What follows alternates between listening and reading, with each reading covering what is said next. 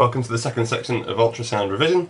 We're going to look in this video at what limits how small a thing we can see, as in resolve using ultrasound, or any other wave for that matter, why we have to wait for a pulse to return before we send out the next one, and why when you see ladies perhaps on films and things being scanned for their babies, why do we have to put this goopy gel on their stomachs so that we can image the baby. So firstly, let's have a look at this question about resolution. How small a thing can we distinguish using ultrasound? So resolution.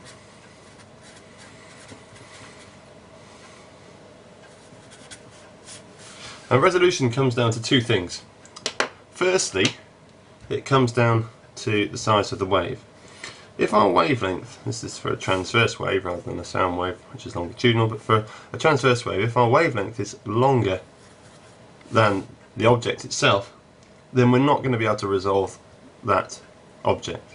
If there were two objects in here, we couldn't tell that there were two distinct objects at all, and that's a fundamental limit to whatever we're using wave-wise to see. So visible light in microscopes, we can only see down to the region of about 500 nanometers in blue light, because that's the wavelength of blue light.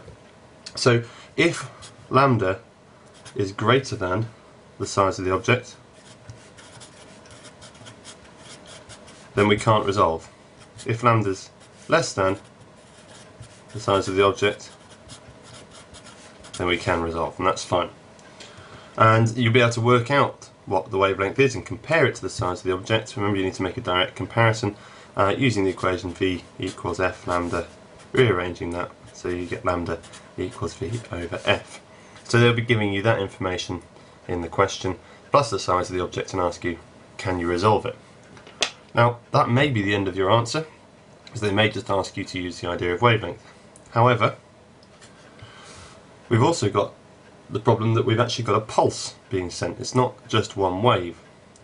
So the idea of this thing called a pulse length is also going to play a part. So imagine we sent out our pulse length from our transducer in that first video. The length there of the pulse is length L. Now, you don't quite need to understand why this is the case, but if the length divided by 2 is greater than the size of the object,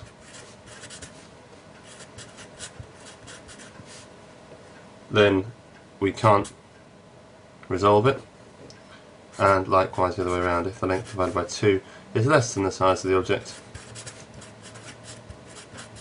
then we can resolve it. And to work out that pulse length, they're likely to give you another couple of bits of information. We're going to be using the equation speed equals distance over time, which you're all familiar with, very simple. But we're going to look at it like this: V equals L over T. And in that equation there's a couple of things that we need to know. V is the wave speed, so in air it would be 330 meters per second for sound. This L we've already defined as the pulse length, and T is the pulse duration. So we want ideally to have very short, sharp pulses which are then allowed to propagate and return, and if by having a short pulse, certainly compared to in terms of the size of the wave speed, then we're going to get a very small pulse length as well. And that's ideal. We want a short pulse length because then we're able to resolve small objects. Okay, so that's the first part. The second part is we've got this thing called spatial resolution here, but we've also got something called temporal resolution, which is to do with time. You don't need to know that word, but we're using a pulse echo sequence, and that means we're only able to send out a pulse every so often, and we've got to wait for that pulse to go out and come back before we are able to do another measurement. So in films you might have seen something like this with a submarine, where the submarine has got a little sort of scanner which is moving around, and when it goes past the enemy it goes ping, and that means you've detected a radar pulse, or sonar pulse more likely, that's going to have travelled from our submarine to the enemy submarine and back again. Now I can only send a pulse out every so often, because if I'm sending a pulse in one direction, it's got to be able to go all the way to my target, reflect, and come back before the next one. That's fine. If I've got the situation where I've got a pulse going out and a pulse coming back, then you know those two things, as they pass each other, are going to interfere. Now, you know that waves will pass through each other, no problem, but if this is actually being emitted at the same time as this is being detected, then our scanner, our transducer, is going to get very, very confused. So we have to wait for our pulse to be all the way there, all the way back before we send the next one. And that depends on two things. It depends on, that's what we call the pulse repetition frequency. Oops, can't spell. That's how often we send a pulse out, not the frequency of ultrasound itself, which we know is 20,000 or more. This is how often we send a pulse out. So the pulse repetition frequency depends on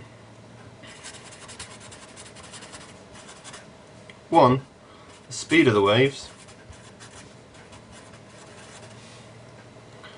2, the distance to, I'm going to put target in here, but object would suffice. Because obviously it's going to be to do with how fast it travels across here and how far we've got to go. And the longer that distance and the slower the waves, then the less often I can send out a pulse. And that hinders our submariner, because the pulse that he sends out originally and gets that return, by the time it's returned, that submarine could have changed directions, it could have been in a different position entirely. So it limits how closely he can determine where that object is in time, hence the temporal resolution. Okay, now the key bit here is that you're able to explain this. There's a limit to how many pulses we can send out, how quickly we can send them out, and that you can explain it in terms of one having to be or received completely before the next one is sent, otherwise they'll interfere and will confuse the transducer.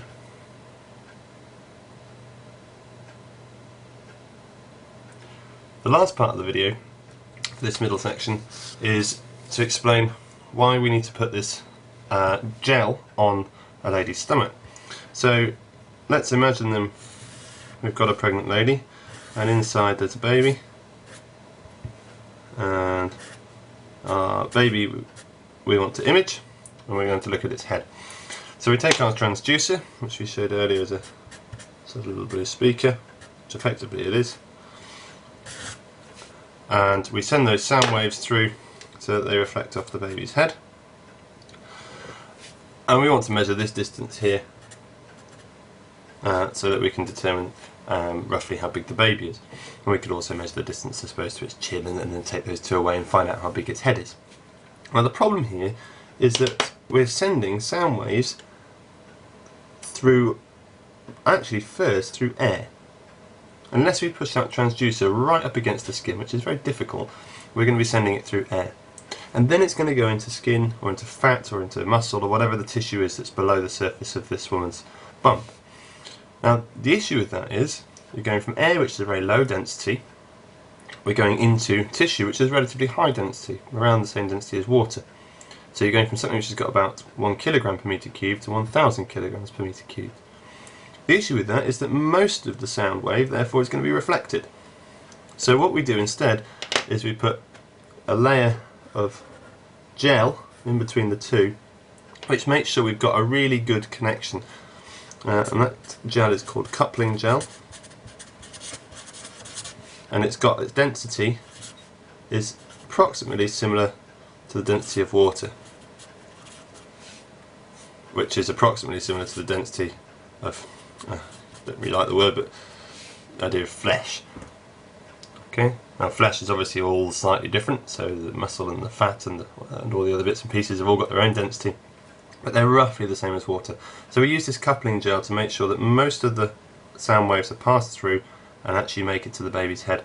And the baby's head's obviously then going to have a skull underneath it, which is going to be an excellent reflector because it's got a much higher density than any of these things here. So you're going to get a strong reflection off that bone. Okay, so hence the coupling gel between the two. Right, the last part of the video is coming up in a minute, and that's going to be looking at how we can use ultrasound and radar, etc. In practical applications.